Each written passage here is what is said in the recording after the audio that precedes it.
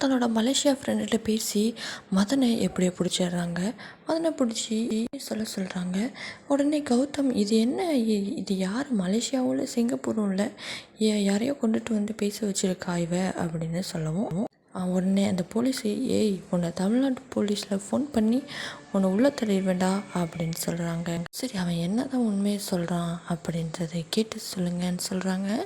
அந்த வீடியோ கால்லையே மதன் எல்லா உண்மையும் சொல்கிறாரு. ஷாரி ஐசோ, என்னை மன்னிச்சிடு, கௌதம் சொல்லி தான் நான் இப்படிலாம் பண்ணேன், உன்னை நான் அப்படி தப்பாக சித்தரித்தேன், என்னை மன்னிச்சிடு, உன் பேரை கூட எனக்கு சொல்ல தகுதி இல்லைன்னு மன்னிப்பு கேட்குறாங்க. எல்லாருமே என்னை மன்னிச்சிடுங்க, எனக்கு குடும்ப குட்டி இருக்குது, என்னை ரிலீஸ் பண்ண சொல்லிடுங்கன்னு சொல்லிடுறாங்க.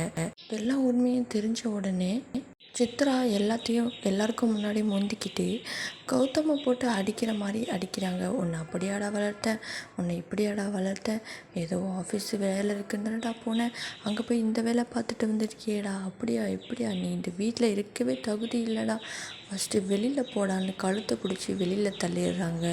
மற்றவங்க தள்ளுறதுக்கு முன்னாடி நாமளே தள்ளிடுவோம் அப்படின்ற மாதிரி நினச்சிக்கிட்டு வெளியில் தள்ளிடுறாங்க. கோடீஸ்வரி எல்லாரும் பார்க்குறாங்க. சூர்யா ஓடி வந்து சித்தி விடுங்க சொல்கிறாங்க. நான் திருந்திட்டேன்னு சொல்ல ஐஷு, நான் திருந்திட்டேன்னு சொல்ல ஐஷுன்னு கௌதமும் கத்திக்கிட்டு கிடக்காரு. ஐஷுக்கு மயக்கம் போட்டு அங்கே விழுந்துடுறாங்க. எல்லோரும் போய் பிடிச்சி உட்கார வச்சு தண்ணி தெளிச்சிட்ருக்காங்க. அக்கா கல்யாணம் முடிச்சு வந்து உன்னையே லவ் பண்ணிவிட்டு எல்லாத்தையும் மாற்றிக்கிட்டா, ஆனால் நீ அவளுக்கு செஞ்ச துரோகம் சும்மா கிடையாது அப்படின்னு கௌதமை பார்த்து கேள்வி